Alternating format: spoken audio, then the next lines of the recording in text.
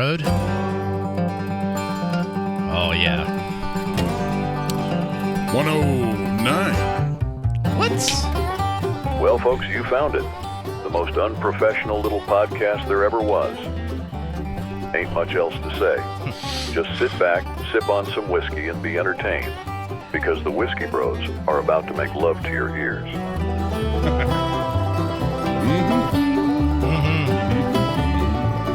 So you changed the voice a little bit. I do it? Or has it just been that long since you've heard it? Yeah, maybe. It's been a long damn time.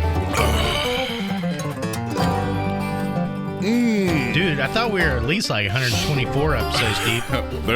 We had enough time to gain that many, but we just didn't get it done. Damn. Okay. I feel like it's been a month since we've had a bona fide podcast. Like real podcast. We did the little positive PMS. I mean, we're going to continue with those. Yeah. But this is the first one since, I don't even want to look at the date, early December. Yeah, probably. But we're in a new year. I mean, there's a reason. Like, Christmas happened. Illness happened. It's like, yeah, our little one ended up with the RSV, which meant my wife ended up with RSV, which meant my mom and then my mother-in-law. Like everybody got whacked. You can't win sometimes. No. This flu bug is going around. So you were like literally, as you put it, spiraling the drain once again with flu A. Yeah, flu A. Okay. It's the worst flu A I've ever had. It was pretty bad. Yeah. Because I think I tried to get a hold of you for a couple of days, and I finally just wrote your wife, and she's like, "Man, he hasn't left bed." I'm sorry. I'm like, "Well, can you go check his pulse? Can you tell me if he's breathing?" And I am a wuss. You know, I'll be first to state whenever it comes to illness, I suck. You are categorically a male. So we are all there for pussies when it comes to being sick. Yes, that would be me. But when we're sick, it's what women must feel like when they're giving birth. Yeah. Yeah. I mean, they take what we do and they just like take it in stride. Yeah. They're lucky though. Like they only give birth for like what, up to 24 hours? Like we're sick for, you know, up to a week. Yeah. I mean, speaking of PMS, like they get it once a month, a lot of them. A lot of females. Get and we could not go on, you and I. I don't know. We would off ourselves. Are you trying to prevent yourself digging a hole right here, right now? I feel I can see like the editing and the censoring going on in your head. Yeah, I know. What am I going to explain whenever I have to get home? What are we all going to have to explain? We do have quite a few female listeners, surprisingly, and they liked it when we got a little risque. I don't know. When we pushed the envelope, I was surprised to hear some of the positive feedback of when we did push the envelope, and where we would classically think, "Oh, this is getting close to the vault." Yeah, but people ate it up. Yeah. Our female listeners, like as much as anybody. Beavis and Butthead and South Park are successful for a reason. Yeah, people love idiots. We're here to serve. Oh, and our female listeners will be the first to tell us whenever we got something wrong. Oh yeah, definitely. Well, that's good. Nice. We like encourage feedback. Yeah. Engaged listenership. If we F it up, yeah, damn well better let us know. Engaged listenership is our goal. It's our mantra. So welcome back to the most recently frozen tundra of the North Texas DFW corridor. Yeah. It's a wild winter blast we just had too. Sure. I mean, and it was nothing compared to a snowpocalypse. Yeah. Snowmageddon. Yeah, but it was cold and it was snowy. Yeah. I got it wrong, dude. I had put out a Facebook post that was like, you people everybody's hyping this shit up so bad, and we're going to get squat. We didn't get squat. We got 9 solid inches of pure white-driven snow. So how do you form your weather opinions? They're all anecdotal and based on my 40 years of existence and seeing. I remember, when weather forecasts are like, well, don't worry, folks, we're just going to get a dusting of snow. Boom, 2 feet of snow. Yeah. We've never actually gotten 2 feet here, but you know what I'm saying. Or everybody stay home, ice, snow, it's a snowpocalypse, and we get squat. Mm-hmm. So that's it. So do you inform it based off of stuff you're looking at on the internet? Yeah, meteorology. Meteorology. Okay, I'm following. I haven't even had a sip of whiskey yet. Well, then you need to take a sip of whiskey. That's the problem. Minor case from Beam. No, Limestone Branch. Who also makes Yellowstone. Not affiliated with the Yellowstone show, which also ended too. I think since we've spoken here last. Yeah, have you watched that? Yeah, I thought it was a good ending. Okay, I haven't watched it, but apparently it's going to be a while before it's available on Paramount Plus. Yeah. You have to either buy the episodes, okay, or wait. Yeah, guess you're waiting. Guess we're waiting. So I shouldn't talk about the ending. No, probably not yet. I will just probably say, not for the sake of a lot of our listeners as well. No, yeah, you're okay. Touche. Yeah. So all I will say is that there was a tendency, in my opinion, that the writing got pretty damn lazy. I think, Sheridan farmed some of the shit out because, he's got 14 other shows going on at the same time. Good for him. He's a Fort Worth boy. Even better. Yeah. Obviously successful. Putting Landman's out there, putting Fort Worth on the map. Congratulations to Fort Worth. But the ending I thought was really well done and wrapped it up nicely. Okay. I have to be completely honest about that. I thought it was as well done. So props to Taylor Sheridan and crew. So, even though they're not listening to this podcast, but if they happen to run across the Whiskey Bros, sure, yeah. I mean, somebody from that outfit is listening to us. Somebody somewhere. It's the 6 degrees of separation thing. Yeah, like I either know somebody or you know somebody. Actually, I know who I know that grew up with Taylor. So yeah, okay. Yeah. So there's some degree of separation that we know somebody that's involved with somebody that knows somebody. So yeah, if you hear this, any of the Sheratons, we have strong opinions about what you do. Yes, we do, and grateful for you putting Fort Worth on the map because that's kind of our hometown too. Even though we're from the small podunk town of Cut and Shoot. Yeah, I have some some recent relative. When we joked about where we disclosing where we were from, Cut and Shoot. Cut and Shoot. Yeah, I had some shit popped up on Facebook that I'm like, and it involves my kids. And I don't know if you've ever had this, but some creeper I found in my message request box. His name, I know his name. It's burned into my memory. He's from New York, and all it was, hey, you have a cute daughter. What? And I'm like, what? I wrote him back and I said, you better hope our paths never cross in real life. Wow. And then I also said, please do the world a favor and eat a bullet. Oh, Jesus Christ. So, yeah, we don't like pedophiles. Yeah, I gotcha. So, okay, so that's rough. Like, do you just wish he'd find a church? No. It's like, no, because there's potential victims. In churches, yeah. In churches. Whoa, geez, man, that's hard. Yeah, the Catholics, oops. Well, altar boys. You just brought it up. Wow. Yeah. I did. I can't go there. So back to the topic we were speaking of earlier. Yeah, your flu bug was pretty fucking brutal. Mm-hmm. You were out for a week and a half. Yeah, almost. I lost. Bedridden for 4 days. Yeah, I lost about 2 days. Like in my head, in my experience. Apparently, I obtained like 2 concussions. Did you fall? Yeah, dude. Yeah. Like being out of bed when I should not have been out of bed. And my wife was like, you better get your ass back to bed. Oh, so let me guess, because I have been through a bad flu episode. You get disoriented and so dehydrated. Yes, that's correct. I don't care if you put a water hose up your butt and just let it flow. Like, you can't keep up with your hydration. Right. It's impossible. And with that comes like the delirium and it was so you fell. Delirious. I was delirious enough. I told you about that. I spent some time there kind of watching the green light on my smoke detector. Yes. Yeah. Climbing through the jungle trying to get into bed with me. Interesting. And that's kind of how I was seeing things. I was like, I knew it wasn't right. I was like, yeah, something, but it was much like a psychedelic experience. Were there any other medications you were taking that would have enhanced that experience, or it was enhancing? Yeah, possibly Ambien. Yeah. You really had... It's like normal dose of Ambien, but exceptional biologic circumstances. Do you really need sleeping medication when you're that sick? No, but you figured, fuck it, I don't have anything else to do. I mean, yeah, it's not. You're not thinking about things logically. Yeah. Yeah. I have some friends that can tell you about it. Experiences that I've had with Ambien, especially like taking it. Yeah, something about like gummy bears, jelly beans. Yeah, jelly beans. Yeah, I just saw some of the texts that I was sending back in the day. I'm like, I'm not taking Ambien recreationally anymore.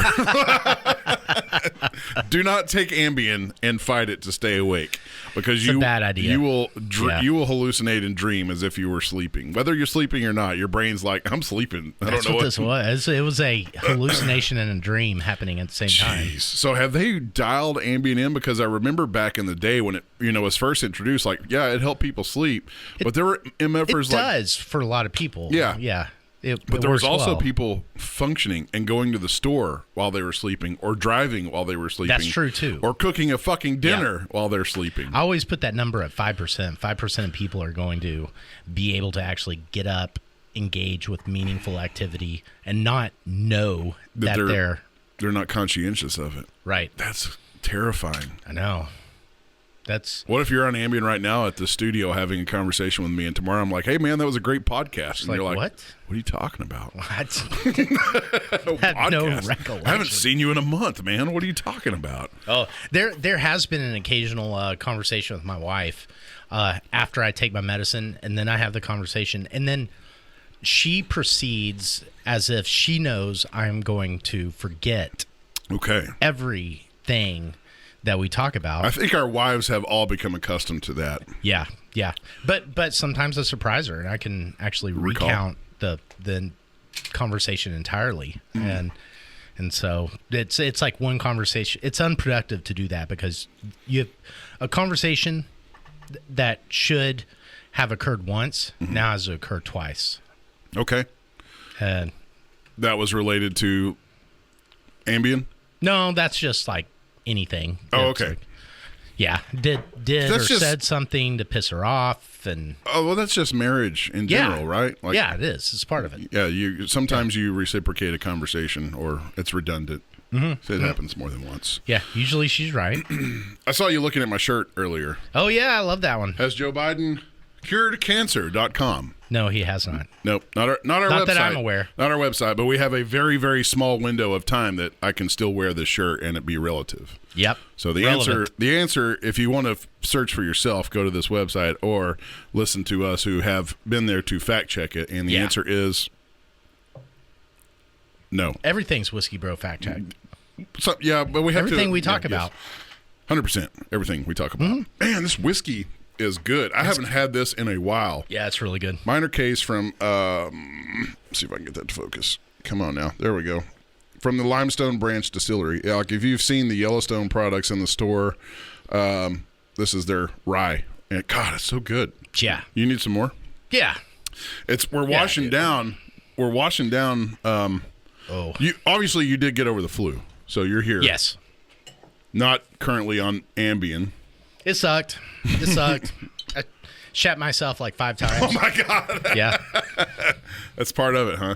So you really not only did you get like the body aches and everything. The GI stuff. You got the GI stuff too. Yeah. Ooh. And this version of flu right now is a very GI flu. Is this okay? So is this the one they're calling a norovirus? Well, no, there is a norovirus and a rotavirus that's going around as well. So there's also GI bugs and RSV. Yeah, and then RSV. It's a bit of a cesspool out there. Yeah. But you told me, we had this conversation before.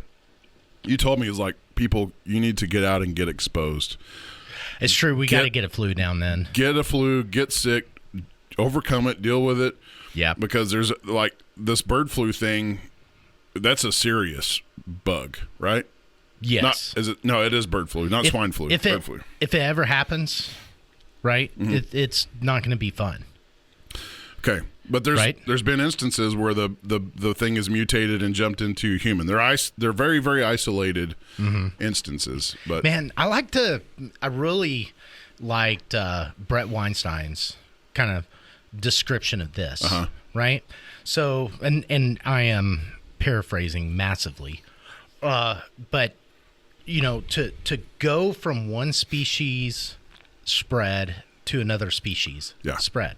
Okay. Birds can pass this bird flu between themselves, right? And occasionally that flu can go into humans from birds, right? But it has to learn in martial arts. Yes. In order to do so. Which doesn't happen instantaneously. Right. Okay. So now, in order to go from bird to human and then human to human, it has to learn 2 martial arts. Right? So in the natural world, it's not common for viruses to gain transmissibility. Okay. Yeah, within another host or another type of animal. So this person could have contacted this, got this pathogen, but is really unable to transmit it to others. Exactly. But So still far. going to suck. So but far. Yeah, whenever the bird flu learns that next martial art, and it's really strange because viruses have different ways that they can learn a martial art. Okay, and one of the most popular ways right now is actually in a lab. Yeah. So we just teach it the martial art. Gain of function. Yes. Where exactly. have we heard that before? I don't know. Like COVID? Was there a pandemic that might have happened? No, this is a scientific term. It's used among biologists right now. Yeah, I remember virologists. Rand Paul like raking Fauci across the coals and using that term. We're like, I haven't heard from Rand Paul. He's been very strangely quiet. Yeah, I know. Last year. I don't know the reason. Yeah, and that's unlike him. Yeah. He's usually outspoken and rightfully so. Like he's a good voice to have in the mix. Yeah. But yeah, gain of function. So it could happen. Bird flu could happen. Back to the point of go out and get sick, folks. Yeah, get some flu. Have a toddler carefully. Yeah. And consult your doctor. Yeah. Let them help you. Take some Tamiflu. Yeah. It's like oof. Yeah, if I'd been in my right mind, I would have started Tamiflu right away. You were too late. Yeah, but one thing that was fairly nice is once I had figured out, it's like, oh, fuck, this is flu A that I'm dealing with. The next was my mother-in-law. Next was my daughter. And so we were like Johnny on the spot with that Tamiflu. Okay. And it actually helped tremendously. All right. So what about save the day? Sarah has had this issue with what is it? The M doctor from he was not Malarkey. God, McCullough. No, yeah, McCullough. But he's out of Dallas, right? So he is using. Did we talk about this? I can't remember. He's using nicotine patches to fight spiked proteins, and it's effective. Awesome. So was that flu bug? Even thinking about that makes me want to have a dip snuff. Can I have your spit cup over there? Oh yeah. Hell yeah. See, we're fun. Boom. Go out and get your Copenhagen, folks. There's a mixture of shit in the air. Go get your Copenhagen and fight those spiked proteins off. Flu bug is not a spiked protein, is it? No. Okay. So this would just pertain to like coronaviruses. Right. Okay. Right. But that was the assertion, I believe, is that people with long COVID are still dealing with the spike protein and that the nicotine helps with that. Or spike proteins introduced by intravenous or intramuscular type injection things. So that brings up something another like vaccines, maybe. Handy subject is females dipping snuff. How do you feel about it? Well, luckily, there's a workaround for that. But if you're talking to nicotine, like if you got you want to like, you got a girl that's like, I need my Copenhagen. Yeah. It's kind of like smoking to me. It's kind of a turn off. I mean, if Sarah was like, I need to go out and get my skull. So smoking's a turn off for you? Yeah, definitely. Wow. 100%. Okay. Yeah. But coincidentally, all those smokers were not dying from COVID because they were full of nicotine. But yeah, I don't know, man. I don't want to kiss somebody with that smoke breath, or dip, like a big old wad. But I can't stand it. Okay. Like if somebody was out right here offering me $500,000 to kiss you right now, it would be hard for me to do it because your breath would taste or smell and taste like dip. $500,000. Come on, dude. $500,000. It depends. Is there tongue or no tongue? Man, We have this. Some of the conversations we have up at establishments in this town that one got brought up the other day. I'm not going to go into details, but I'm saying, yeah, the just the dip aroma and that all it's all disgusting to me. Yeah, I tried it. You know, you grow up around here and it's like everybody dips. Like you're a pussy if you don't dip. Blah blah blah. Yeah. And I tried it and I got sicker than shit. And that was it. Yeah, it just didn't stick after that. I got extremely high, and I was like, wow, this is great. And then I got extremely nauseous and just puked up my toes, man. See, and here's what's strange. Very occasionally, I love to bum a good cigarette. Yeah. Okay. I love a good cigarette. On the occasion, admittedly, yeah, I do like to have I don't think I could smoke a whole one anymore. Yeah. But a few drags, there's just like... See, when I'm out with Chad, I'm bumming from that guy's back like crazy. You just have to be a piece of shit every now and then, right? Yeah, like you remember that country song? I like my women a little on the trashy side. Yeah. So I kind of like, that's me. Every now and then I want to smoke a cigarette and be kind of a piece of shit. It's fine. No offense to those that are smokers. Sure. But yeah, but back to the skull and the dip thing. What do you? Okay, I've been rambling on. What are your thoughts on women and dipping? I've known two other women that dip snuff, and they were both good as gold. Really? Yeah. Were they hot? Kind of. Yeah. So I went to college with a chick, and she was hot, and she dipped, and I'm like, now you're not hot. Really? Yeah. Yeah. Nope. But they were very much like, kind of. It's hard to describe people, but reliable. Okay, so salt of the earth people. Salt of the earth people. Yeah. Like they're, it's like good people that you can depend on. And that's kind of, they kind of took after their dads in that regard. I'll put it that way. Okay. Yeah. Do I know either of these two ladies? No, I don't think so, actually. Okay. Yeah. Right on. I'll move my phone because it's making the things buzz. Why is it my phone's always...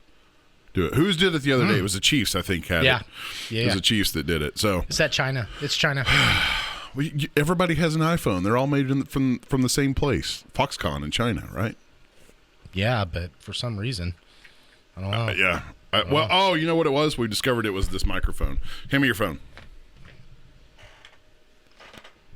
Son of a bitch. Nope. Oh, no, a little bit. Little radioactivity coming off of there. Yeah. See, that's probably what's going to give you mouth cancer, that microphone. Thanks for your positive affirmation here. Yeah.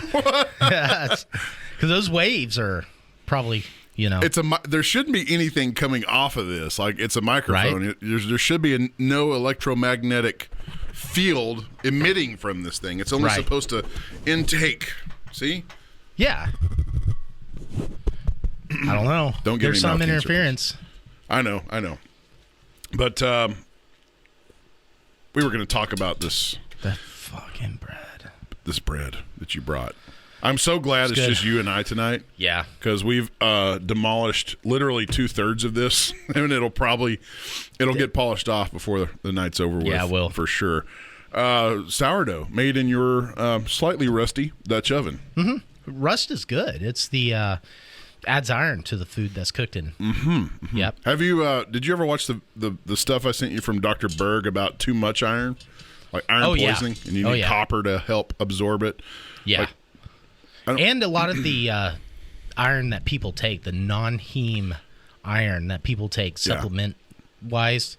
That's where you get the poisoning from. Yeah. Your body can't get rid of it, nor can it utilize it. Right. So it's just kind of like chilling around and rusting in your body. Sort of jacks with your gut, too. A little bit. That's what he said. Yeah. But the sourdough, God, that's so good.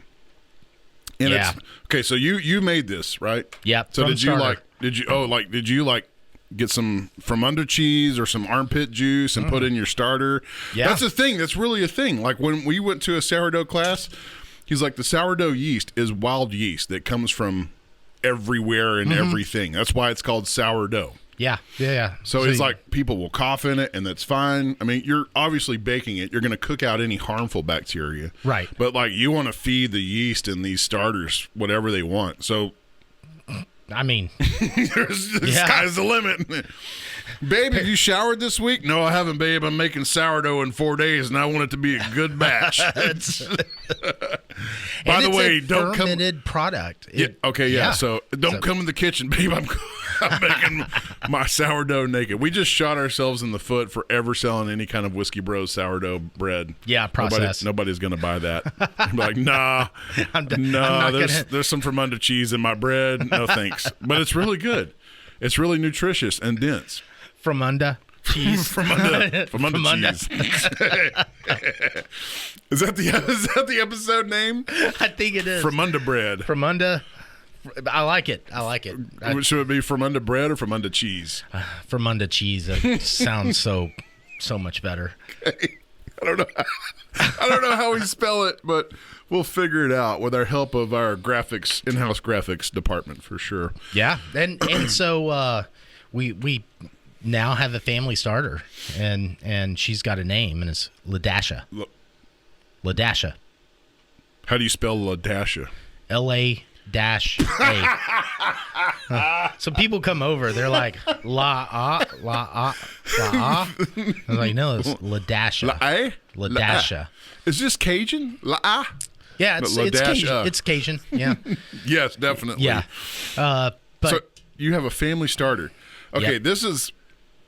That was the hardest part to me. I let my starter go to waste because you have to cultivate it and maintain it. Feed it every day. And then trim it off. And what you trim off, if you don't make bread with it, you've got to just throw it away. Correct. Because if you let it go. And I tossed a lot of starter just because you're a starter tosser, huh? Yeah, I'm a starter tosser. Okay. Yeah, because I wasn't going to use it. And so every day you're giving it a little flour and a little water, mixing it around until it's kind of thickish. With your dirty hands. Yes. Literally, you're not supposed to clean your hands. Right, exactly. Because the more microorganisms from all over the earth. A little. Yeah. Feed that yeast. That's it.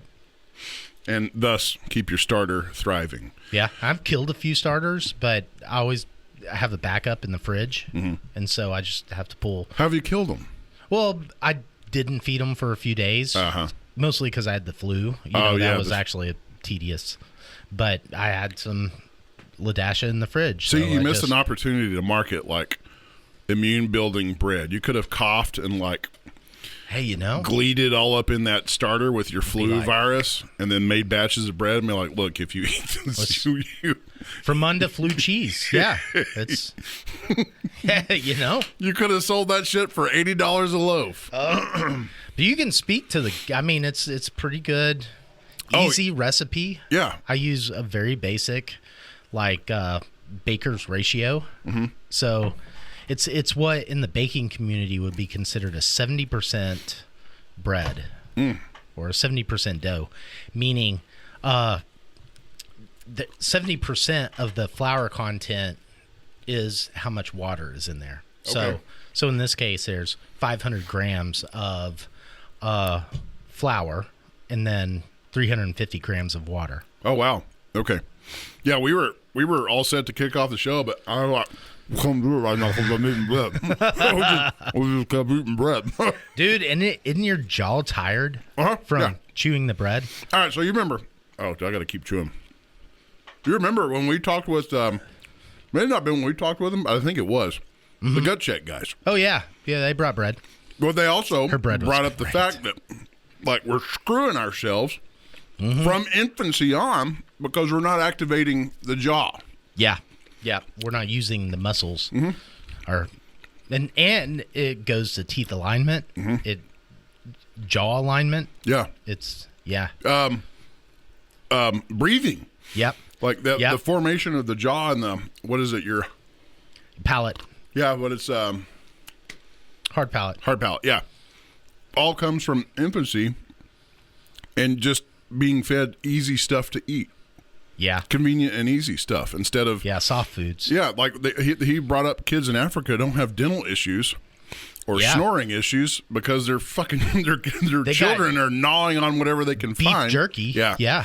So we were feeding our kid whenever she was, even before she was, she had started teething, we were giving her ribs and just letting her chew on them. Yeah. Yeah. And, awesome. you know, they were cooked down pretty good, so it's not like she's going to pull off a big chunk and chew on it. She could get juices and chew on it and get that dexterity going. But that was their big thing, is like, we're supposed to chew and have to work at chewing our food. Like, it's not supposed to be an easy task. Yeah. Spoon fed. So by saying we're tired from eating bread means our jaw is a little out of shape. Yeah, we need to eat more. Don't relate that to any other things that we might. No, but it speaks to another goal of raising chillins. Turning them into little foodies. Absolutely, so, yeah. You know, one, like, you have 2 daughters. I have a daughter. Standards for potential suitors and dating. Yes. Like, you don't want some dude that's going to take you to the McDonald's. No. You want some dude that's going to be like, hey, well, I know what the good stuff is. We're going to go out. Right. And when she comes home, she's like, Daddy, he took me to Grace, and we had every fucking food I've ever thought is awesome escaping my mind right now. Yeah. We had lobster. We had risotto. Oysters. Yeah. Now, oysters usually leads to sex, so maybe not the oysters. Yeah, leave out the oysters until those kids are like 21 and off on their own. Right. But yes, if she comes home and she's like telling you about her experience from the dude or chick that they may be dating at the time, then you're like, okay, I have taught you well. That's true. Yeah, implemented those standards. And it's like, okay, on any given snow day, what are they going to have around the house that they can fix for themselves? That's not Kraft mac and cheese. Yeah. So in our case, it was like sausage, eggs, milk. That was about it, because we got behind the curve on the panic buying. You know, that always goes hand in hand. Sure, here. Texas winters. Yep. Yeah. We had the essentials.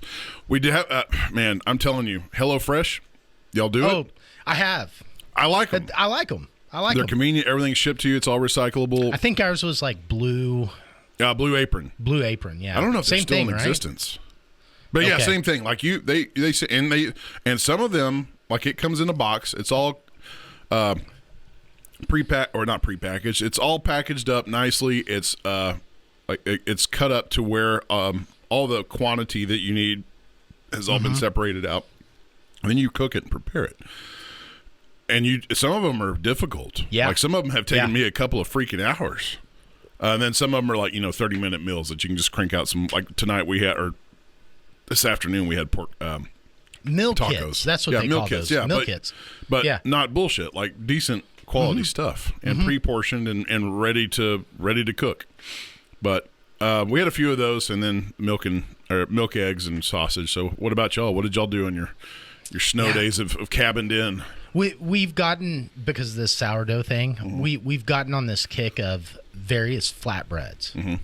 And so we'll throw anything into a flatbread. I think my daughter, Olivia, was the other day, she did pulled pork.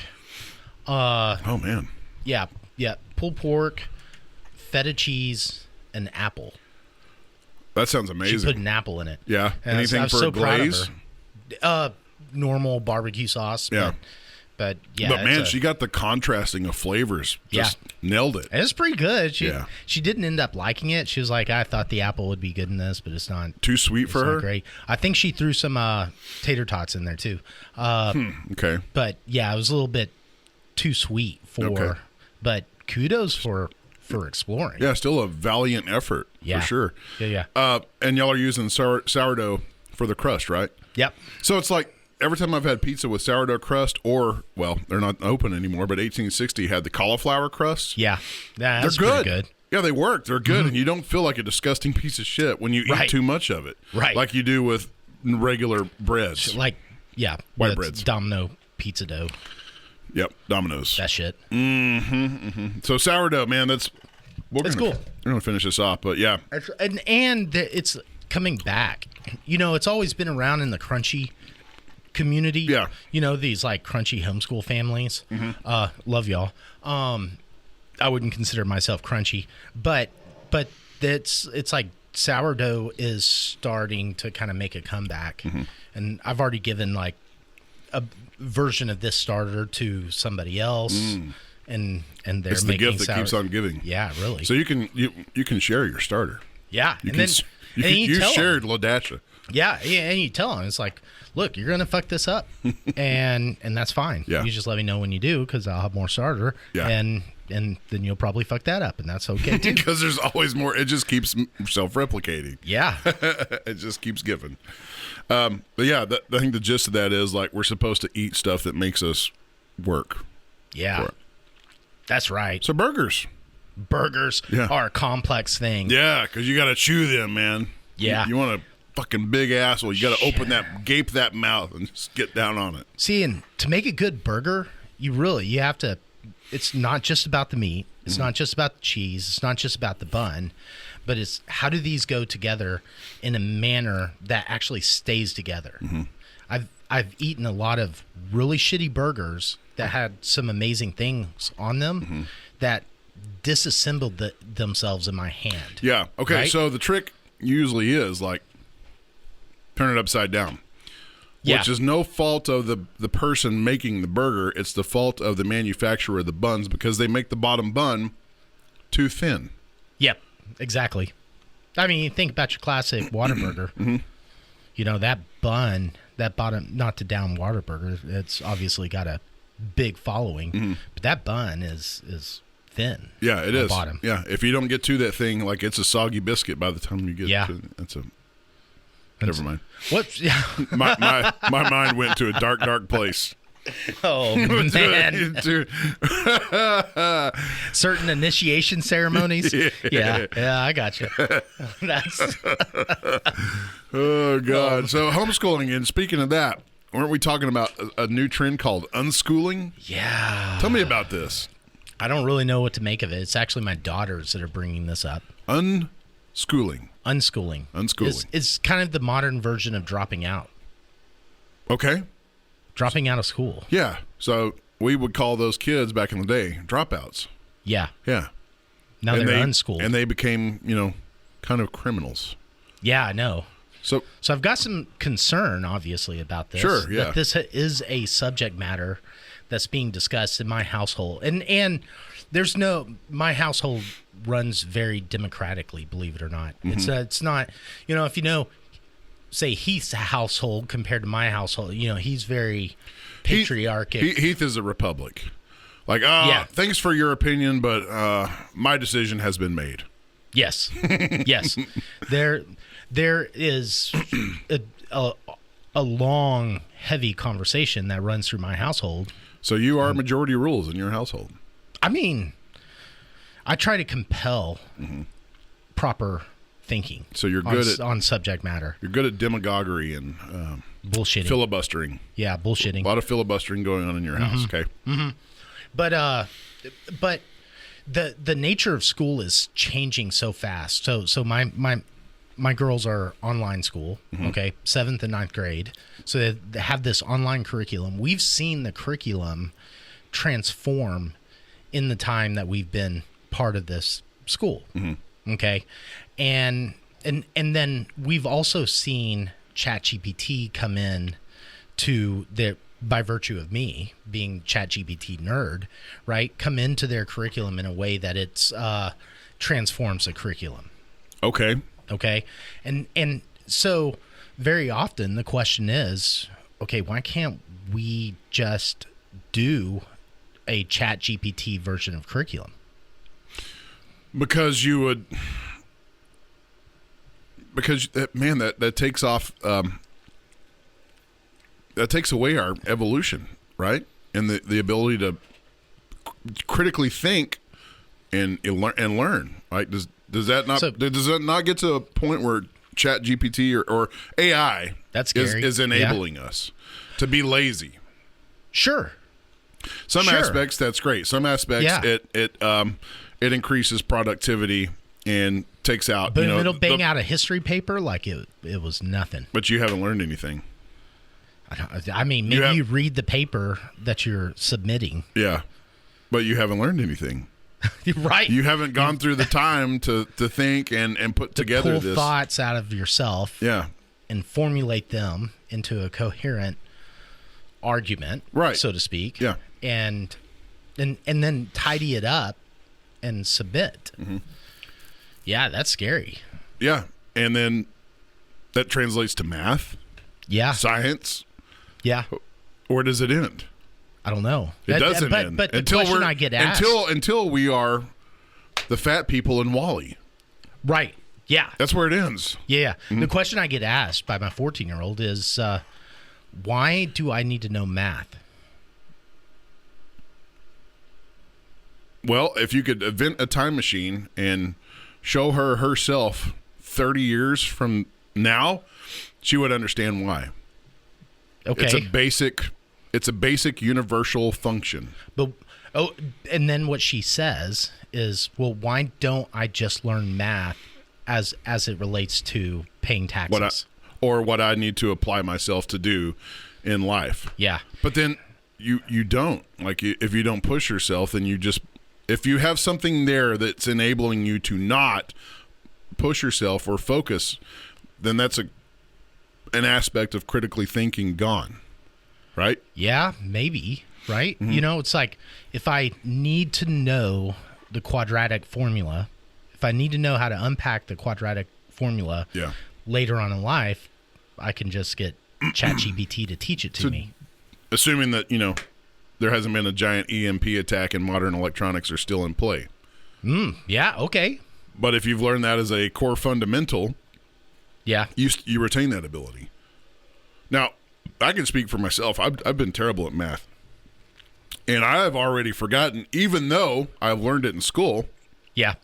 I have forgotten how to do long division.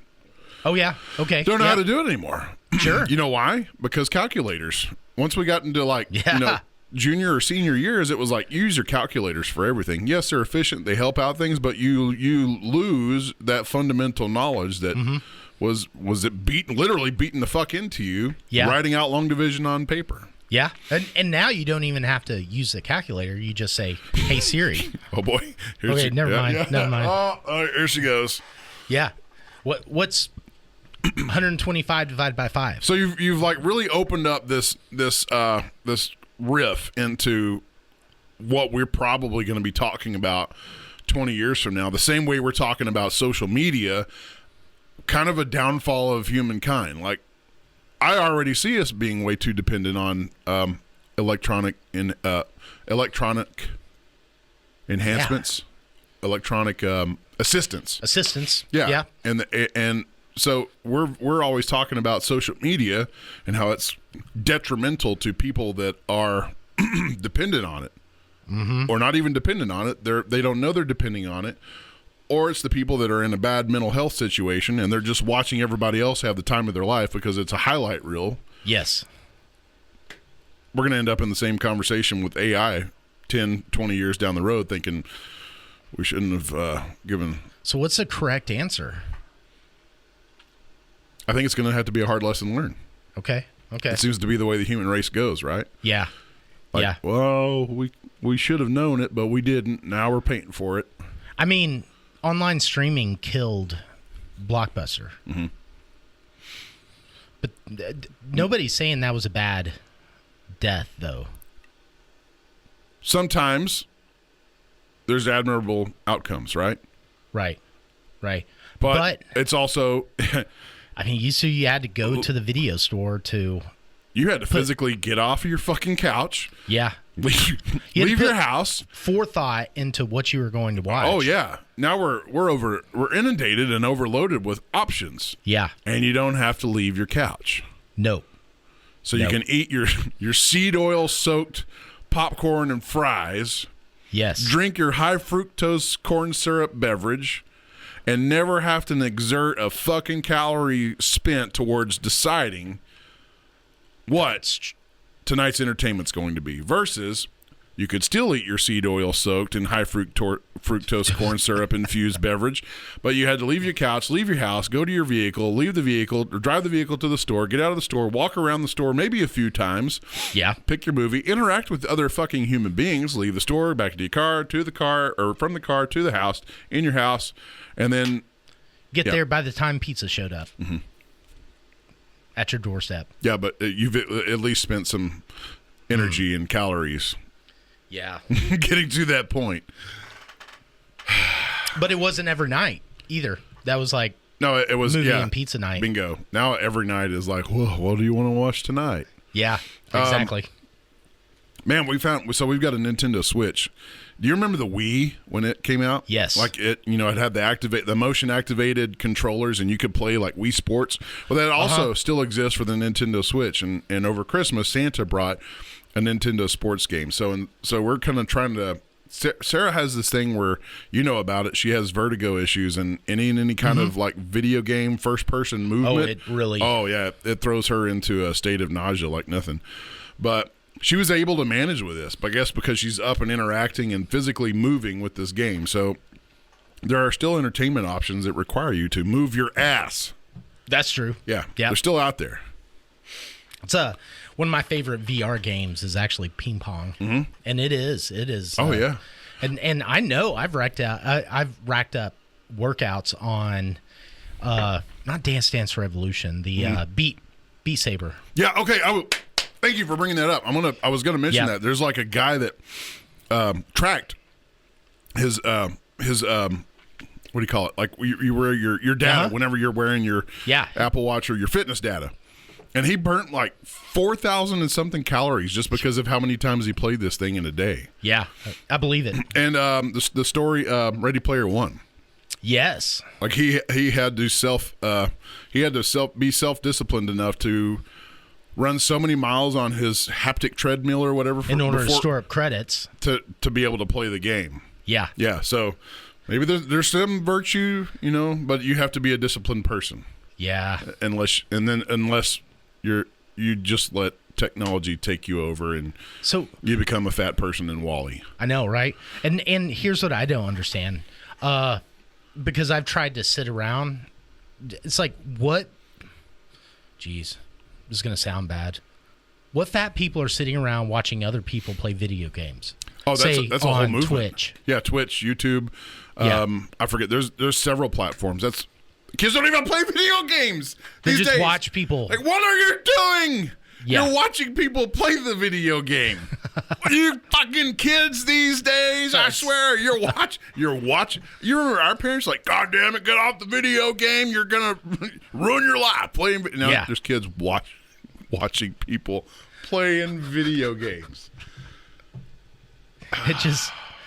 But it's hard not to think, like, what's the world coming to? To an extent, we did that as kids. We go sat to around and watch our buddy. Yeah, we go watch him play and harass him while turns. he's playing. Mm-hmm. Yeah, we take turns, but you still had to get out of the house into the car, go to your buddy's house, interact with your buddies, blah blah blah. Now it's just a virtual way to do that, but I don't know. We're sounding like old men. I tell you, it's like, but it can't be all bad. No, I think there are some very positive attributes to it. Yeah. Like, I have probably watched more lectures and conversations, like seedy philosophical conversations, twice a day for the last 5 days. And this was an engagement that would not have happened in the 80s. In the 80s, you had one of these conversations that took place every once in a while where two great people would sit down and they would converse. Now we call them podcasts. Oh, yeah. Right? Here we are. Yeah, here we are. No, but I'm talking like, Jordan Peterson level thinkers. Intellect, yeah. Yeah, in intellectuals and professionals. Really. I mean, so there has been some intellectual progress. It's hard to know how that's going to affect the younger generation. Yeah, they do. Electronic and digital assistance does benefit us in that way, but is it like 2 steps forward, 1 step back because of the negative I don't know aspects of it? Yeah, I don't know. They do advances. Advances for sure. And the integration into like technology such as battery-powered vehicles have heavily relied on electronic and digital assistance to make themselves usable. Right. And then an EMP comes, and you're stalled out. Toast. Yeah. Well, even cold weather. Oh yeah. That's true. So did you get to deal with that? Yeah. So this was Wednesday. Mm-hmm. Okay, so the cold weather was hitting Wednesday night. It was still very cold. Mm-hmm. Okay, and my wife was going to take the dogs to get groomed in Sunset, and then stop back by Decatur, then go back to Sunset. So she had a good 200-mile round trip planned. Okay, in the Tesla. All right. And naturally, is like you're doing the most driving, you take the Tesla. Well, she got back to Decatur, and she was like, listen, I don't think this is going to make it. I had to go up to Decatur, switch cars with her, bring Tesla back so it could charge. So you have the one that it has to heat. At those temperatures, it has to heat the battery pack. That's and correct. And it also has to keep the cabin of the vehicle to warm, appropriate temperature. So warm, yeah. Yeah. And that requires a lot of energy. Yep. So what percentage do you think you lost of battery power during the cold spell? To heating? I bet it lost 50% of its capacity. So your to drive. range is cut in half when you have a bad cold spell. Yeah. Okay. That's significant. Live and learn. That's significant. Yeah. And so why this is why all of the home fleet should not be electric. Agreed. Yeah, have your electric commuter or whatever, but when bad weather arrives, you got to have a gas backup. Yeah. Or electric charging available to the quantity that gas stations, like they have to be available and standardized to the effect that gas stations are. You don't have fucking gas stations that have square pegs on the nozzle. Yeah. The fact that we're still championing electronic vehicles, but we haven't standardized a plug yet, which it should be Teslas because they have innovated it to the point where it charges the quickest. Yep. And a lot of manufacturers are standardizing their plugs to the Tesla standard, but there hasn't been that regulation yet to standardize the charging receptacle.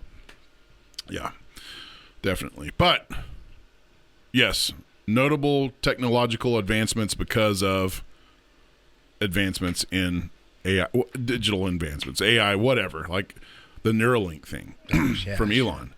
What's the latest on that? You're going to have your people that are going to love to have an interface installed, and they're perfectly normal, healthy people. Yeah. I don't jive with that. I don't want anything. I don't want any digital. I might. Yeah. Okay. See? But now for the case of people that are handicapped, blind, deafened, so those mute, are easily justifiable situations. Bingo. Yes, right? Absolutely. A great application for technology like that. But the first Neuralink dude says that he can operate a gaming system faster than a normal human being because he's just thinking about it and it's making it work. And he's not having to move a muscle. Yep. So he's shown that he's faster on a computer. That's great, but he's going to be a fat person in a hover chair with little robots bringing him drinks and Disney making an animated cartoon about him called Wall-E. Yeah, maybe. I'm assuming this guy is a perfectly normal dude that had no handicap. No, he actually did. He did? Okay. Yeah, he was had a spinal cord injury. Oh, okay. So he was a quadriplegic. He was the first Neuralink patient. All right. And after just several months of training on the Neuralink, he can like move the mouse on the screen, click on things. Okay, so that's basically controls that's fantastic. The cursor. Yeah. I was assuming this person was a normal, healthy person that's like, well, now I can move your computer with my mind. Yeah. Now, and eventually it's going to be controlling like the robotic legs or the robotic arms. Appendages, yeah. Yeah. Ooh, we could get Chris Maurer back to talk about that because I'm sure he's probably privy to some things. I bet he's signed a few NDAs these last few years. He would. That was a great conversation. Man, it really was. But, but he signed a few NDAs these past years that maybe he could disclose a few things that he knows about. Maybe he can't. Maybe we'll find out. I think they're coming down this spring again, hopefully. Fingers crossed. Awesome. That's so California. Oh, yeah, congrats to California on all of their regulations they have imposed to make their state greener and the air healthier and to really offset their carbon footprint. Oh, wait. I kind of fucking that one up. Oops. Yeah. Might happen when you burn down your biggest city with 100,000 plus acres of wildfires. What in the hell? Have you seen the devastation? Apparently it's horrible. Oh, dude, it is insane. Insane. And okay, so they're running out of water. Mm-hmm. That happened within like the first 3 days, I think. Yeah. So I was sitting at home during the snow day and looking at my X feed, my form of social media. X, formerly known as Twitter? Yep, X, formerly known as Twitter. We're getting so far into the X now that people are done saying that. Yeah. Now it's just X. So a lady I don't follow, right? But she posted a question. She was like, okay, is it like the worst thing in the world just to get water from the ocean to spray on these wildfires? And she got so much flack for even asking the question. Yeah. And it sort of sent me down a rabbit hole of, okay, why are we not forcing this issue? I can tell you 2 reasons why. Now, it would be perfectly effective of putting out fire. Uh-huh. But have you ever heard the phrase of salting the earth? Yeah. It's not great for the environment. You prevent vegetation regrowth for a very long period. Yeah. Yeah. When you're using, and it's extremely, even though this is a crisis and an emergency situation, like any vehicle or apparatus that pumps salt water is probably going to be so the whole firefighter infrastructure is not built for salt water. It's corrosive. It's bad for equipment. But a lot of people would say, okay, but this is the fire of the century. Yeah, put it out. Put it out. Put it out, please. Yeah. I don't give a fuck what you're putting on. Bring the salt water to my house. Yeah, exactly. Put it there. I live on oceanfront. Yeah, just put a line on my beach if you don't, and suck water from the ocean. Yeah, I don't. There's no reason that they shouldn't use it other than detrimental to equipment and the earth. But so is fire. Yeah, and people's lives. That and that was I went down an AI rabbit hole on it and kind of had a bit of a debate with AI. And there have been civilizations in the past who have used salt water to put out their fires and saltwater firefighter civilizations. And like it's not obvious that it's like horribly detrimental on a large scale. It's not proven. Right. There's a lot of theoretic concerns. But I would think that it's so diluted by the time you spread it out over a mountainside to put out a fire that you're not putting enough salt on the earth to prevent vegetation regrowth. Yeah. I don't know. I'm glad it's not me, honestly. Well, then now the conspiracies are bountiful. Oh, no doubt. Regarding why the fires exist. And then that's why we needed Heath here. Yeah, Maui's been thrown back into the mix. But back to Joseph Robinette Biden. You remember, like, when North Carolina and they had the rain and the tornadoes and the floods, and they got in Maui, and they got like $750. Yep. But now, since California is a blue state and votes blue heavily, he made the statement that no expense shall be spared. We'll fund your recovery 100%, whatever you need. Is he still president? Oh, God, for another few days. Okay. For another few days. Wow. Unless something happens. Okay. You never know. Never know. It's that's the old Blue Beam Project. I know, right? It's so in light of the fires, well, maybe not in light of fires. Good old Mark Zuckerberg is moving out of California. He's leaving California. I didn't even know he lived in California. I don't know where the dude lived in the first place. So. Where's he moving to? Oh, Texas. Yes. I saw he was on the Rogan podcast. Yeah, I actually didn't watch that one. I caught this video post that he put out.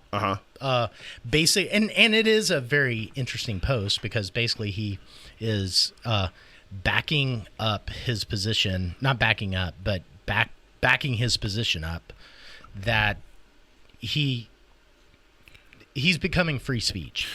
Okay, so yeah, that was the gist that I got. Even though I have not seen this, this is 5-something minutes long, but I guess we can skim through this, and you can dictate what we should be able to pull from this. So. Hey everyone, I want to talk about something important. You can catch within 30 seconds. It's time to get back to our roots around free expression. He's definitely a reptilian, though. Oh, yes. We can agree on that. Yeah. Alien. Facebook and Instagram. I started building social media to give people a voice. I gave a speech at Georgetown 5 years ago about the importance of protecting free expression, and I still believe this today. But a lot has happened over the last several years. There's been widespread debate about potential harms from online content. Governments and legacy media have pushed to censor more and more. A lot of this is clearly political. So there it is. Like he's basically admitting that they were under government pressure. Yep. And no more. Yeah. They've they cut the fact checkers off. No more fact checkers. Yeah, which were fat blue-haired leftists, basically in their mom's basement. Right. And they're going to a community notes. So it's not, if you don't like speech that you read online, you can actually put a community notes there where you discourse the appropriateness of the speech, but that's as far as it goes. Okay. So why do they feel they have a need to police it in any way? For the wholesomeness of their platform, I guess, just for the integrity? Yeah, because they were an arm of the government, right? Yeah. A means of control. Yes. A powerful means of control. Uh-huh. So it makes perfect sense that the government would want to utilize this means of control, and it did so very effectively during COVID. Oh, yeah, absolutely. Right? Everything that did not follow the narrative either got shadow banned or a misinformation banner or the grayed out. Yeah, or people just got canceled. Or, they just got removed from the fucking platforms. Yeah. So let's see. There's a lot of legitimately bad stuff out there. Drugs, terrorism, child exploitation. These are things that we take very seriously, and I want to make sure that we handle responsibly. So we built... I like this, that this dude is a gajillionaire, but somehow in a fucking studio where you can hear traffic in the audio. Yeah. And room noise, too. Like, come on, Zuck. Complex systems to moderate content. But the problem with complex systems is they make mistakes. Even if they accidentally censor just 1% of posts, that's millions of people. And we've reached a point where it's just too many mistakes and too much censorship. The recent elections also feel like a cultural tipping point towards once again prioritizing speech. So we're going to get back to our roots and focus on reducing mistakes, simplifying our policies, and restoring free expression on our platforms. More specifically, here's what we're going to do. First, we're going to get rid of fact checkers and replace them with community notes. So then he goes into start kind of specifically what's going to transpire. The only thing that stuck with me that he said was the getting rid of fact checkers and then moving to Texas, because Texas supports free speech. Yep. But don't gamble and don't drink liquor on a Sunday. Right. Or get busted using pot. Yeah, don't smoke weed, bro. Yeah. Don't do that, okay? Definitely don't get busted transporting it. Other than that, we love our freedoms. U.S. After Trump first got elected... Is that a motherfucker on a four-wheeler outside of his... Do you hear that? Yeah, I hear it. Where the fuck is he? What are you doing? I didn't catch it on my phone, but I hear it through this system. I keep thinking it's somebody out of our studio, and it's like, no, this audio is with this. Yeah. This is hilarious. Back to Zuck. 2016, the legacy media wrote nonstop about how misinformation was a threat to democracy. We tried in good faith to address those concerns without becoming the arbiters of truth. But the fact checkers have just been too politically biased and have destroyed more trust than they've created, especially in the US. So over the next couple of months, we're going to phase in a more comprehensive community notes system. Second, we're going to simplify our content policies and get rid of a bunch of restrictions on topics like immigration and gender that are just out of touch with mainstream discourse. What started as a movement to be more inclusive has increasingly been used to shut down opinions and shut out people with different ideas, and it's gone too far. So I want to make sure that people can share their beliefs and experiences on our platforms. Third, we're changing how we enforce our policies to reduce the mistakes that account for the vast majority of censorship on our platforms. We used to have filters that scanned for any policy violation. Now, we're going to focus those filters on tackling illegal and high-severity violations. And for lower-severity violations, we're going to rely on someone reporting an issue before we take action. Oh, come on. I can't tell you how many posts that I've reported for like threats of violence or spam or just because like I don't like the person.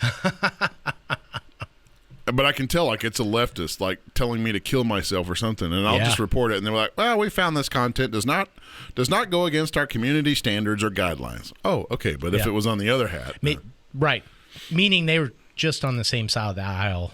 Yeah, where his employees are basically. Mm-hmm. So, is Facebook a publicly traded company? Are they on? I think so. An indice? Okay. Yeah. So basically, this is just telling me that their shareholders. Their shareholders are jumping ship. Yeah. So we got to do something. That the filters make mistakes, and they take down a lot of content that they shouldn't. So by dialing them back, we're going to dramatically reduce the amount of censorship on our platforms. We're also going to tune our content filters to require much higher confidence before taking down content. The reality is that this is a trade-off. It means we're going to catch less bad stuff, but we'll also reduce the number of innocent people's posts and accounts that we accidentally take down. Fourth, we're bringing back civic content. For a while, the community asked to see less politics because it was making people stressed. So we stopped recommending these posts. But it feels like we're in a new era now, and we're starting to get feedback that people want to see this content again. So we're going to start phasing this back into Facebook, Instagram, and Threads while working to keep the communities friendly and positive.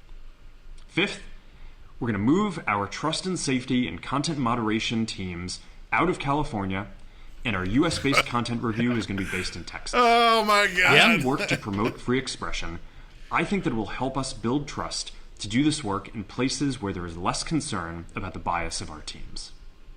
Finally, we're going to work with President Trump to push back on governments around the world that are going after American companies and pushing to censor more. The US has the strongest constitutional protections for free expression in the world. Europe has an ever-increasing number of laws institutionalizing censorship and making it difficult to build anything innovative there. Latin American countries have secret courts that can order companies to quietly take things. Okay, I've had enough of that reptilian douchebag. Yeah. But basically, you get the idea. The gist is we're going to not censor you anymore, but we're still going to censor you, and we're censoring you from Texas now. Yeah. Mm-hmm. That's the gist. Yeah. Yeah. Okay. It's a move in the right direction. Yeah. Oh, screensaver.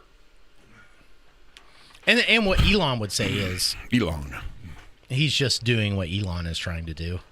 Yeah, because Elon is I keep saying Elon like fucking Savage does. Yeah, Elon has made X a highly reliable platform once again. Yeah. It's pretty badass. I don't lie. So I don't know. You know, I got on last week to clean up my Twitter feed, and because I was running across a lot of content that I was myself like getting off on, you know, from political reasons or whatever, but nothing I would share with like my kids because it just make them not want to read posts that I send to them, right? You know, it's like, and so I started actually hunting for like decent, like positive media segment. Actually, kind of encourage this. That is a reference to our new segment, PMS. Yeah, exactly. And it's like find posts that make you happy. You know, that's and then like those, and then if you read a post and you're like, oh yeah, it's not going to make me happy today, then you just sort of swipe through it, you know, and after just a day of that, the amount of positive content on my because your algorithm is tuned in to what you're wanting. Yeah, exactly. So you're saying the doom scrolling is becoming less of a trend? Yeah, well, maybe. You know, it's I don't think it is becoming less of a trend, but maybe it should become less of a trend. Yeah. Maybe people, you know, whenever they're going through and before they hit the like button on something, they're like, okay, do I really want to see more of this? You know, Whereas if it's just like this little kitten that's licking some kid's face, you know, you're like, oh, dude, I want to see. Like, dog and cat videos are going to be a big hit again. Yeah. But indulge me here. Like, there's some sort of macabre gratification to doom scrolling too. Yeah. Yeah. There's lyrics in a Nirvana song. I think it's Frances Farmer, where we'll have her revenge on the world, and the lyrics are, I miss the comfort of being sad. Yeah. That's true. Yeah, so it's like the rabbit hole, or the confirmation bias. Yeah. You know, it's like, okay, I did personally find a lot of confirmation bias online during COVID, and it just so turns out I think I was right. You know, it's like at the time I knew what it was. I was sitting there looking for really smart people who were saying really smart things about the situation at hand. And they have no vested reason financially to say these things that you're agreeing with. Yeah. They're not part of the fucking system. Time. So right. But it could have been dangerous too. How so? Well, because what if COVID was like everything you were reading was wrong? That kind of danger? Is that what you're? Yeah, exactly. Okay.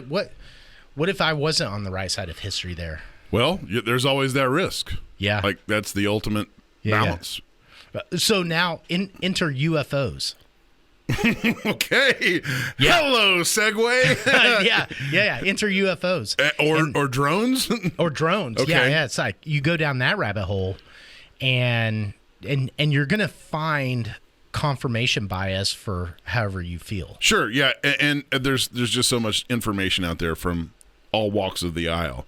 You're always going to be able to seek that out. That this is a bit of a first contact situation, or it's not a first contact. We're going to learn that the government, I've heard this from like legacy media sources, right?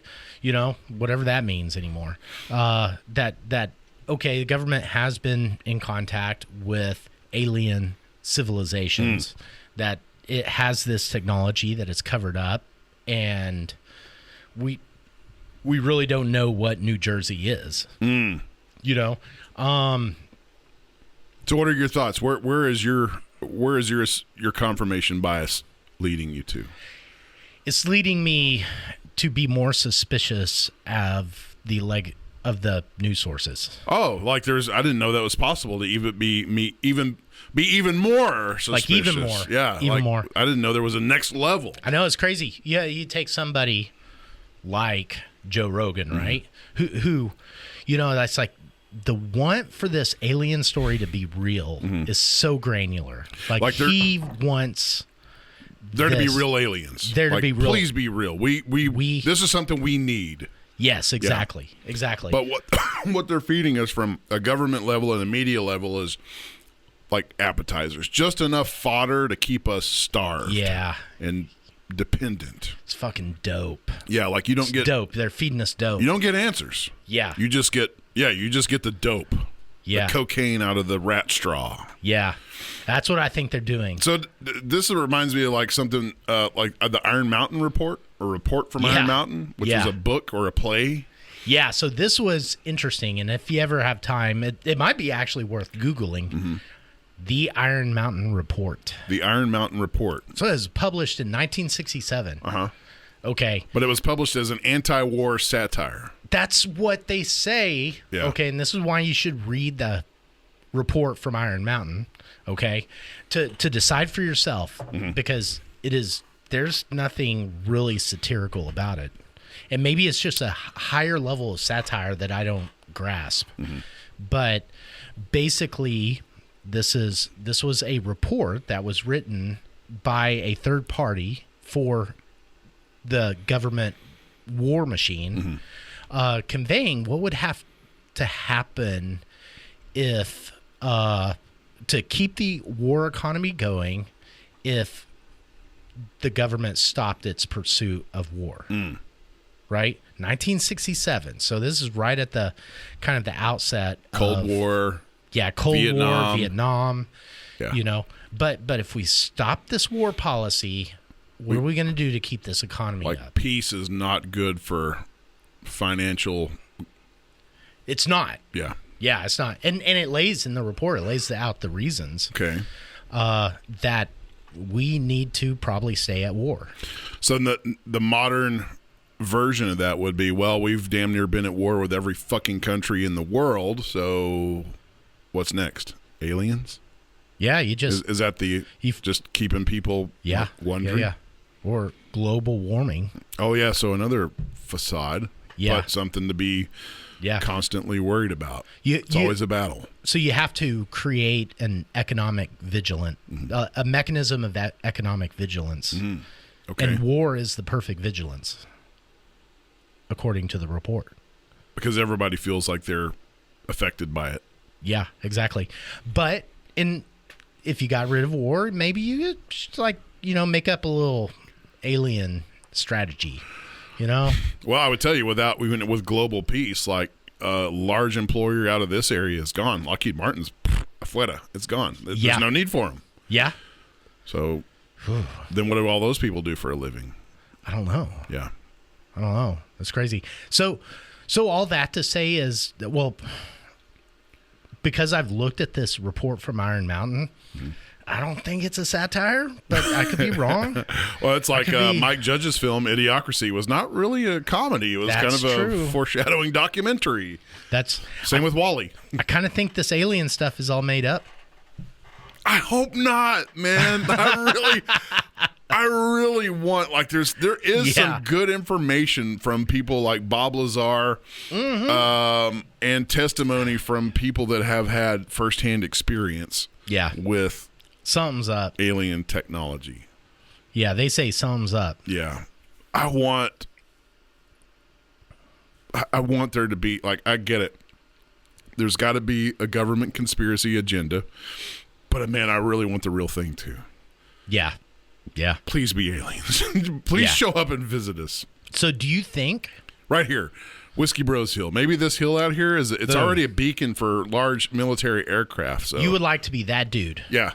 Just land here on my hill. Okay. Even though Heath lives here.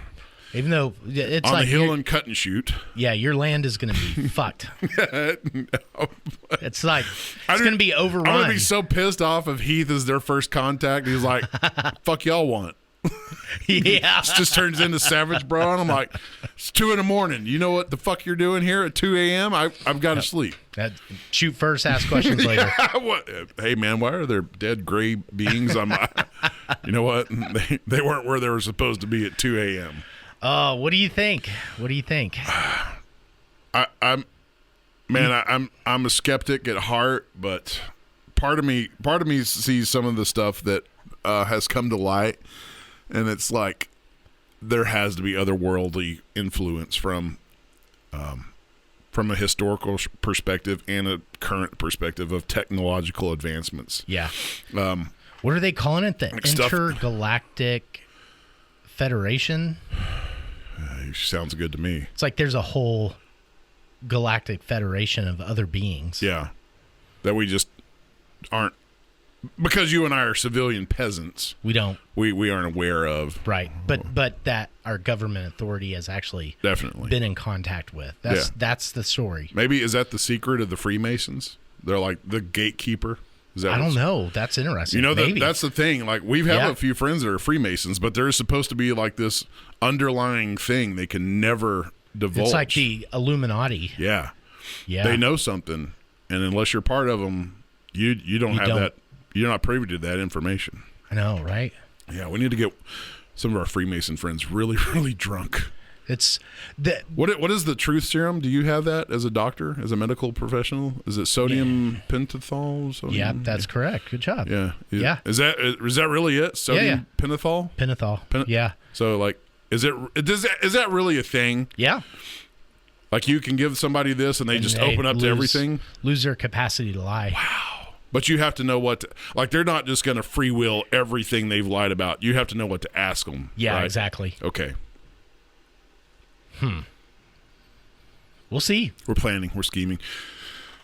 Sometimes you just like to cut ties with all of this and sit at home and play some Doom. Oh, yeah. Just to veg out and play some Doom. Or watch a dude play Doom. Or watch Go through an art museum. or watch a modern reproduction of Doom. They call this the gentrified. Dude. This is the gentrified version of Doom. So. Oh my gosh. It is the same. It's fucking brilliant. It's the same map and layout as all the Doom, but all the enemies have been turned into wine bottles, and you're walking around through an art museum with a wine glass as your gun. I want to see. This is outrageous. Wow. Oh, there's some cheese. Got some cheese. But I like that it's still got the graphic of the guy on the bottom. Like, all right, where's an enemy? I want to.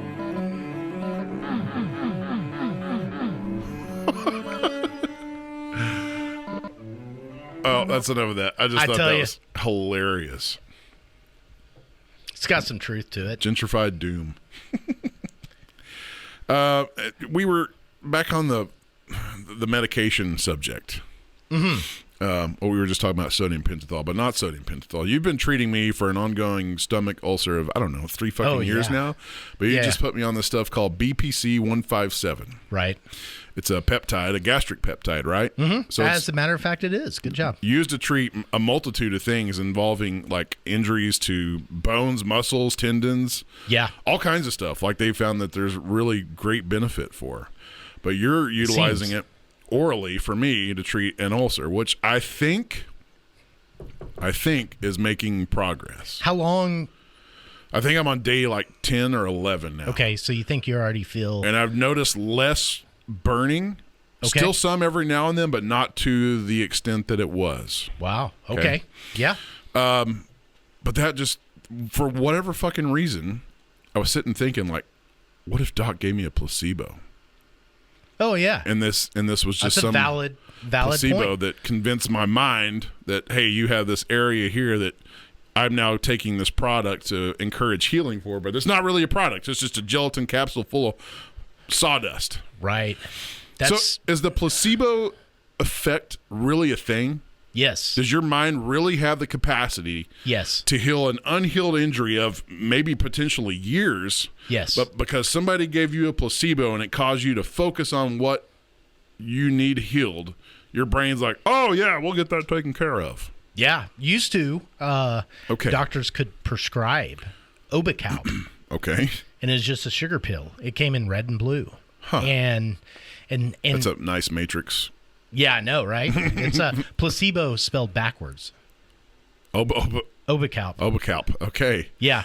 And with the goal being to trick somebody into getting better. So it's a real thing. It's a real thing. Have you ever utilized it? No, and it like that practice was called into question. Yeah. Before I came along. Apparently it's not ethical. I can see why it's not. Because, like, if you have a cancer patient and you gave them a placebo, and they still fucking died, and it's like, oh, well, that didn't work. It's like their condition's real. Yeah. What improvement that they make is not real. Yeah. You don't want people to be a guinea pig to an extent. But right. When in reality, it's funny because we're all guinea pigs. Yeah. Like, you are practicing medicine. Yes. For sure. But I would really, so that's a peer-reviewed study though. Like there have been instances where placebo effect has taken place, and people have without any other substance other than their mental, their brain. Yeah, and the trickery. Yeah, yeah, they have healed themselves. Sure. Yeah, and fascinating. Yeah, it's interesting. So, but they have gone unhealed until that placebo effect. Right. That's true. Because healing is a property of biology. Sure, yeah. And so we tend to, it's like medicine is cool stuff, and any medicine, i.e. Ambien, can also be a poison. Yeah. Right? And that's part of the art of medicine. It's like, alcohol can be medicinal and it can be poisonous at the same time. Sure. And it all depends on how you use it, moderation, and what you use it for. Yeah. Right. Yeah.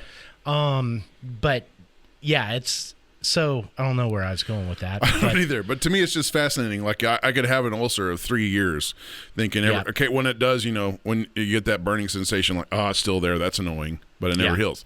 Or if you gave me a placebo and I'm conscientious of the fact that I'm supposed to be taking this thing to heal this thing, but it's nothing but sawdust or sugar, but it still heals. That's fascinating to me. It is fascinating. Mind's powerful. Yeah, but why hasn't my mind in the 3 years without a placebo, every time I thought about how annoying this thing is, gone, oh, we need to heal that right up? And luckily, we know enough about BPC 157 to suspect that it's actually doing you some good. Yeah. And very little harm. So probably it is the medicine. We got to get Carson back on the show because he and I were chatting about he's been using it, injecting it. I can't remember if it's for his elbows. I think it was tennis elbows. Tennis elbow. Yeah, he was getting to the point where he's like, I was going to have to quit the gym because even all therapeutic practices that I tried to get my elbows, nothing fucking worked. Yep. And he said, as a last resort, started this BPC 157. Yep. And he's like, I'm lifting better than I was in my 20s. Yeah. Yeah. It's fucking magic. It's what it is. There's no fucking magic, but it turns out that very specific, like nagging joint, tendon, ligament injuries, gastrointestinal stuff, and then it turns out endothelial damage. It can correct that. So that is like inside of blood vessels. Oh, okay. Right. So what would that relate that to? A diagnosis? What would heart attack? Oh, no shit. Stroke? Okay. Yeah. So damage occurring because of that, or damage occurring before you have a heart attack or stroke that adds up to? We don't know enough to even remotely make that claim at all. But it's okay. So this is interesting. Whenever I have somebody now with a gastric ulcer, very early on, I'll say, have you ever heard of this peptide?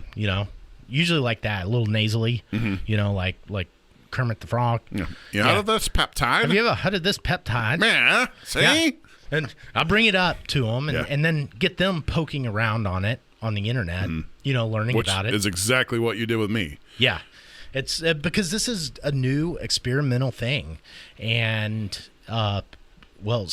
COVID vaccines were new experimental things. Yeah. Right? Yeah, but you said don't get one of those. Yeah, and you are my doctor, so all I needed was that's what my doctor told me not to do, so I'm not going to do it. Right. I could have been wrong. You could have been, and I would have been dead. But we're not. Here we are. Right. Aren't you glad you didn't get one? I'm glad. Yeah. I was teetering. I really was. Not, so was I. Not to anything against your judgment. I was teetering, but what the deciding factor was is I went and got my antibody test done, and I was positive for antibodies, and it was like I had it, was completely asymptomatic, apparently. Yeah, so, exactly. And we all know people in our first degree circle that went and got a COVID vaccine and felt perfectly justified doing it at the time. Nothing wrong with that. Yeah. They weren't. It wasn't this politicized thing at the time. Very early. It shouldn't have ever been. Right. It should have been an information-based decision, disregarding politics. Entirely. Yeah. I would have had mine had I not got COVID. Yeah. Then I got COVID, and I was like, "Fuck, I'll just go wait 3 more months before I decide to get a vaccine." Yeah. Yeah. And then the lies came.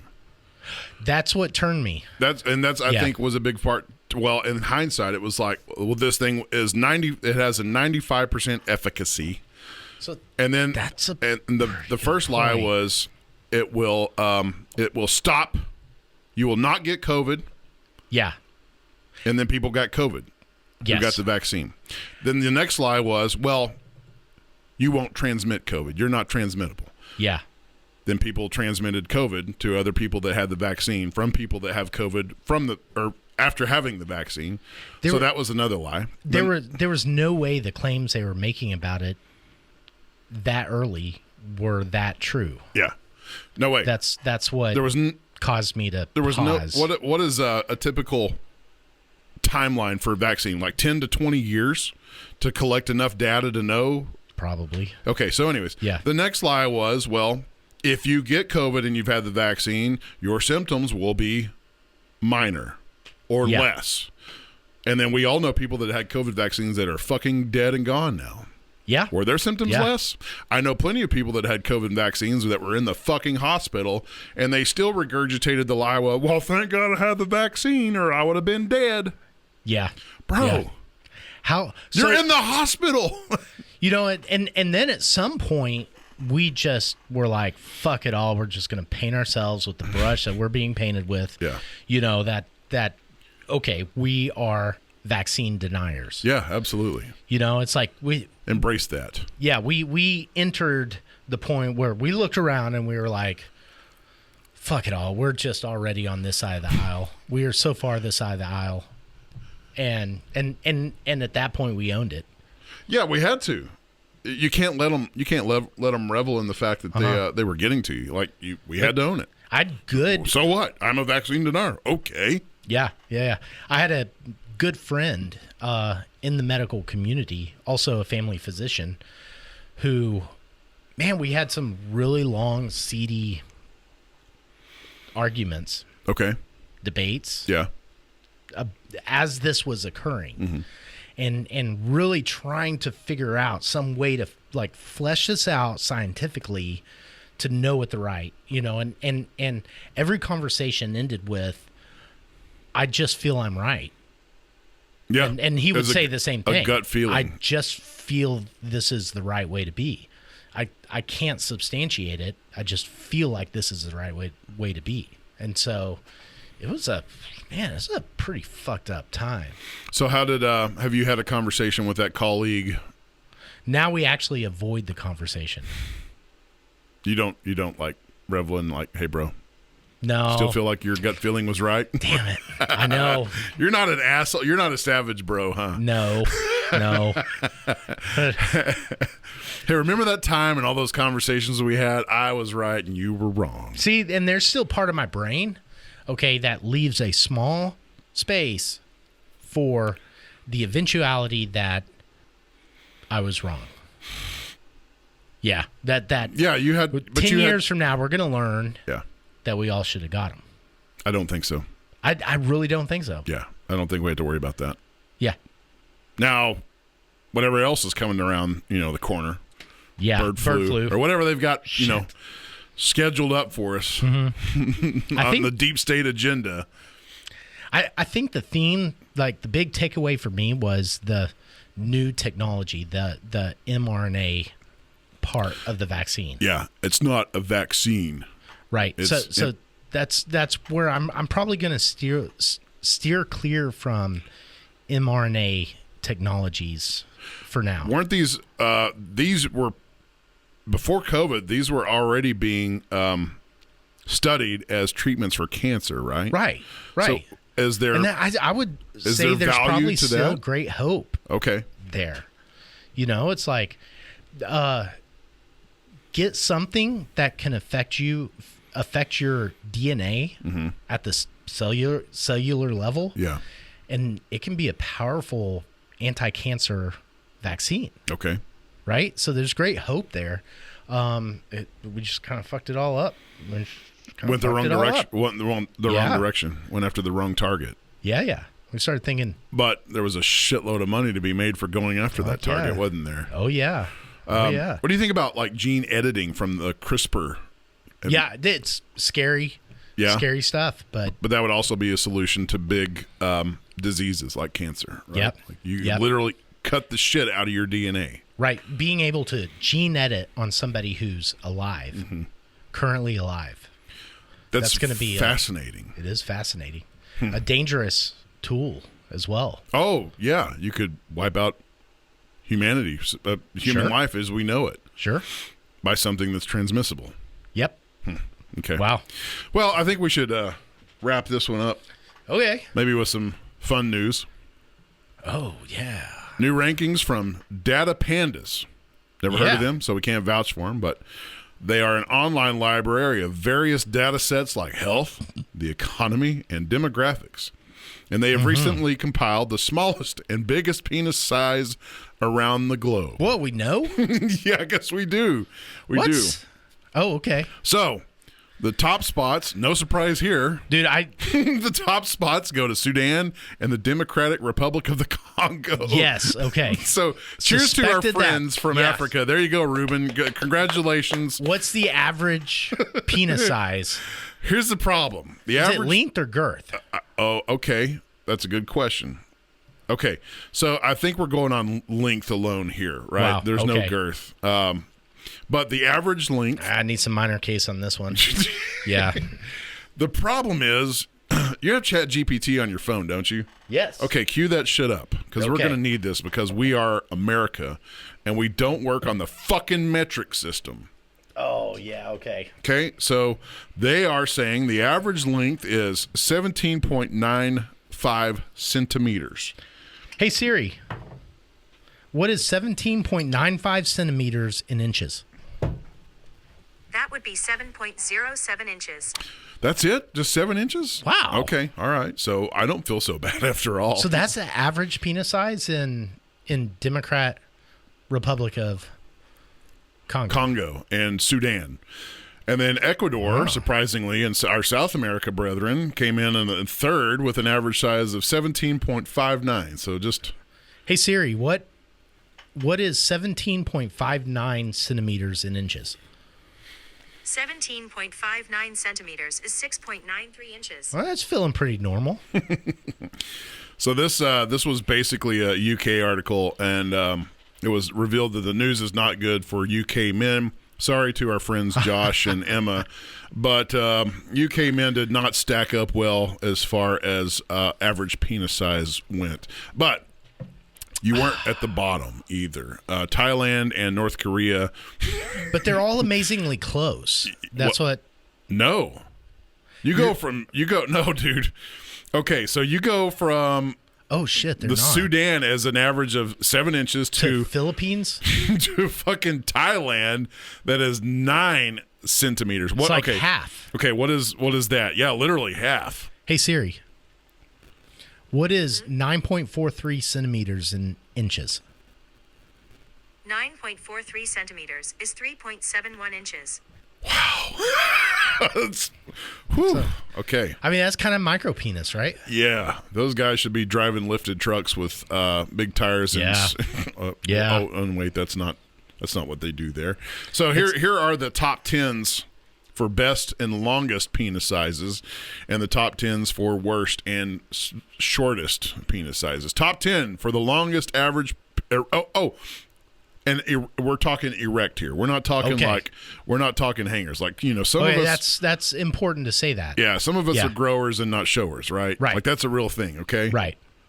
Sudan at the top of the list. The Congo, Ecuador, fourth for longest erect penis. Republic of the Congo. So you have two different Congos in there. You have the Democratic. Okay, so you have the Democratic and the Republic. I think that's true. Then you have Ghana, Nigeria. African, obviously. Yeah. Top spots. Yeah, Venezuela at number 7, so another South American. Lebanon, Middle Eastern. Colombia, another South American. And number 10, Cameroon. Okay? Top 10 countries with the smallest average erect penis length. Thailand, North Korea, Cambodia, Nepal, Myanmar, however you say that, Laos, Vietnam, Sri Lanka, South Korea, and the Philippines. Yeah. Our Asian all brethren. South Asian. Those poor bastards. Gosh. So Okay, so I don't really know how I rank in there. it doesn't Kind say of middle of the road, you know? it's, Just, what does it say about the UK? It doesn't say anything about America. Ecuador. Yeah, I don't see global. Oh, globally, the findings work out to an average penis size of 13.91. which was. Yep. Hey, Siri. How many inches is 13.91 centimeters? 13.91 centimeters is 5.48 inches. Okay, so that's, definitely average. Okay, here it is for the UK. They have come in 60th place at 14.30 centimeters for an erect penis length. And they come in 40th place with an erect penis girth at 12.22 Gotcha. centimeters. So does it matter?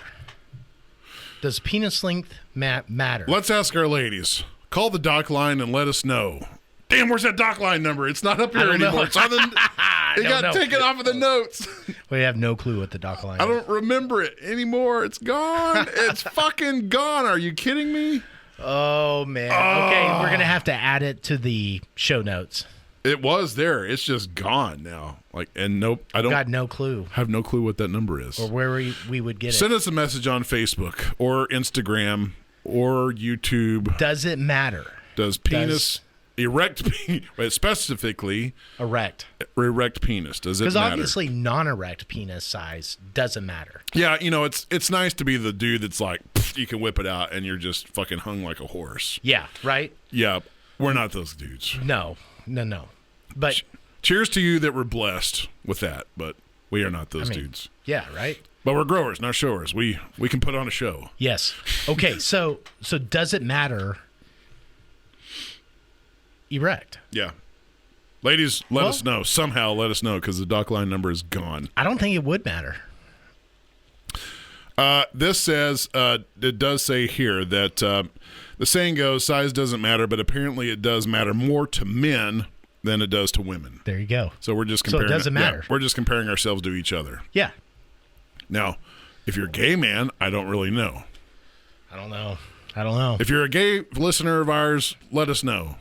If you're a dude Please do. Prefers the company of other dudes, your opinion matters to us. You know who I want on the show? Who? You have a gay friend. Oh, yeah. That's so with all the more than one political changes. But what's the chief call them? Old school gays, like. Yeah, old school gays. Yeah. Yeah, with all the political changes. Yeah. Gone on, he's in the Republican Party, and he might be able to speak. We're talking about Leo. Yeah. Yeah, we got to get him on for sure. Yeah. He'd be a great guy to have on the podcast. Yeah, he's definitely. Yeah, he's an old school gay. Okay, Leo, if you're listening, come on. We got to get you here. We got to know about your penis preference and yes, and lots of other things too. I think that covers it for me, man. Good. Is that all you had? I'm good. Can we finish this sourdough? Fuck yeah. Okay. So, eat the food that makes you chew. Work those jaws. Yeah. And don't worry about your penis size. Yeah, get some sourdough starter. Yeah. We've learned a few good lessons tonight. Right. Talk to an old soul who has a sourdough starter. Because that person is just somebody you should be spending time with for your own edification. Period. True. Okay. Wise words. Yeah, I like it. All right, folks. Good night. Adios.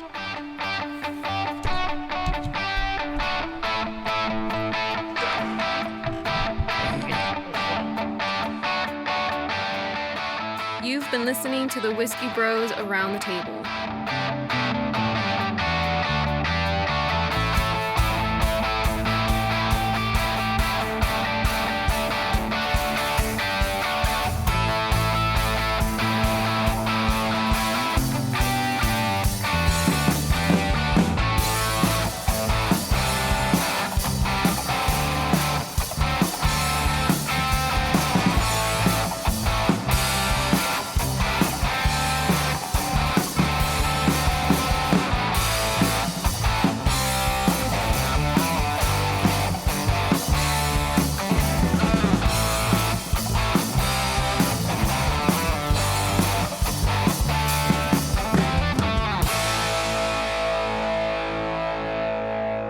Gracias por convivir con los hermanos Whiskey.